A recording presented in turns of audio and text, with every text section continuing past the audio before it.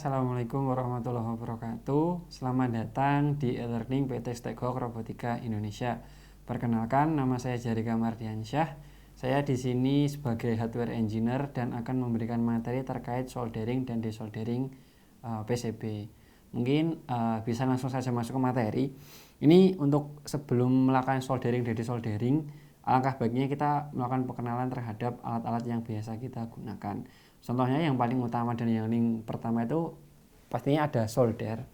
Jadi di sini saya menggunakan solder 40 watt.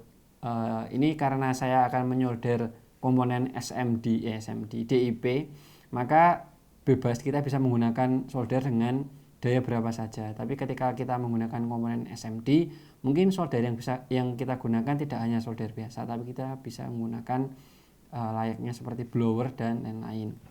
Kemudian yang kedua ada tang potong. Tang potong ini digunakan untuk memotong kaki-kaki komponen yang telah kita soldering. Kemudian ada atraktor. Untuk teman-teman yang akan melakukan desoldering pastinya akan membutuhkan alat ini. Alat ini digunakan untuk menarik timah yang telah menempel pada PCB dan pada kaki komponen. Untuk cara penggunaannya, di sini terdapat tombol yang dapat kita tekan ke bawah.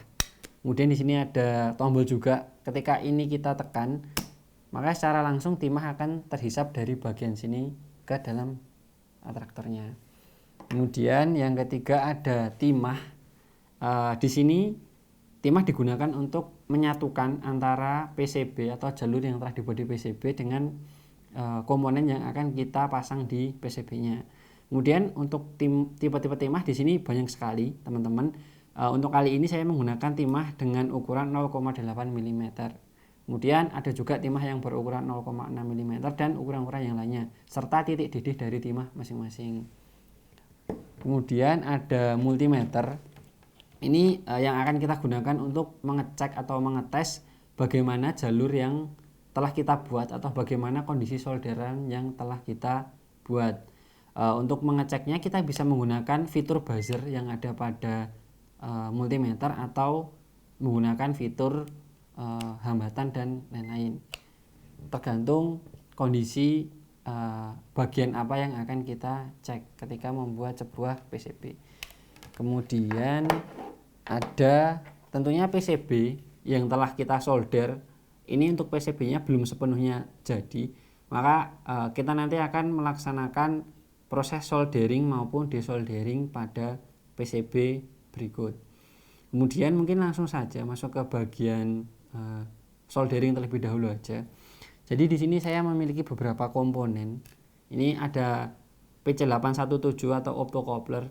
Di sini kita langsung melakukan proses soldering. Yang pertama, untuk PC817 sendiri terdapat kutub ataupun pole ya. Jadi di sini tidak boleh kebalik antara kaki-kakinya. Apabila terbalik, karena PC817 sendiri adalah gabungan dari transistor dan LED yang menjadi satu kesatuan berbentuk chip seperti ini, maka kita perlu memperhatikan bagian transistornya mana dan bagian LED-nya sebelah mana.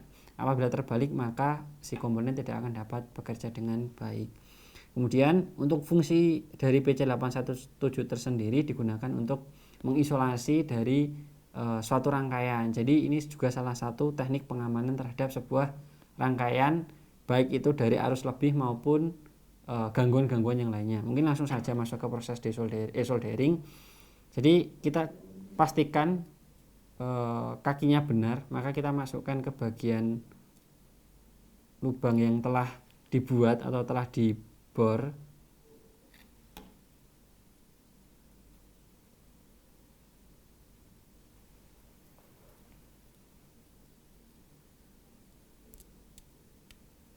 Nah, ini sudah terpasang dan sudah dipastikan benar. Kemudian kita bisa ambil solder yang telah kita panaskan sebelumnya dan kita ambil timah. Kemudian untuk cara solder ini juga tergantung kerapatan jalur yang kita buat pada PCB kita. Apabila PCB terlalu rapat, maka kita bisa mengangkat solder kita dengan sudut kemiringan 45 derajat ke atas. Namun ketika ketika PCB kita tidak terlalu rapat untuk jalurnya, maka kita bisa seleluasa tangan kita. Tapi untuk rus atau enak standarnya itu pakai kemiringan 45 derajat. Jadi yang pertama, kita bisa dekatkan ujung solder kita ke kaki komponen dan PCB yang telah dipasang. Kemudian kita masukkan secara perlahan-lahan timah yang telah kita pegang. Kemudian kita langsung angkat. Untuk penyolderan sendiri tidak boleh terlalu cepat dan tidak boleh terlalu lambat. Dikarenakan apabila terlalu cepat, maka untuk tenol itu sendiri tidak begitu matang dan tidak begitu terpasang dengan sempurna di bagian PCB-nya. Nah, untuk bentuk solderan yang paling bagus atau yang ideal itu adalah berbentuk seperti tidak begitu bulat dan tidak begitu lonjong, namun agak segitiga gitu ya. Jadi itu salah satu bentuk solderan yang bagus, dan untuk timahnya tersendiri berwarna seperti mengkilap. Nah, itu menandakan bahwasanya timah telah matang atau dalam kondisi maksimum untuk menempelkan dari si kaki komponen dan PCB-nya. Kemudian jikalau kita melakukan proses desoldering, nah ini juga ada beberapa tips untuk desoldering tersendiri. Untuk desoldering IC, kita tidak boleh terlalu lama dalam meletakkan solder pada PCB kita atau pada kaki komponen kita. Itu akan menyebabkan komponen kita akan rusak. Kalau untuk kali ini, untuk tipsnya yang pertama, kita tinggal dekatkan saja ujung solder kita. Tunggu hingga timah memanas, kemudian langsung tarik dengan atraktor. Nah, seperti itu. Ulangi hingga seluruh kaki komponen telah terlepas atau telah tidak terdapat timah pada PCB dan kaki komponennya. Ini diamkan sejenak untuk hingga benar-benar tenol terhisap semua. Maka secara langsung ketika kita lepas, maka komponen akan terlepas dan kita bisa gunakan ulang. Nah, jadi untuk poin di sini untuk hasil akhirnya yaitu di mana komponen bisa kita gunakan ulang dan ini tidak cacat ataupun rusak.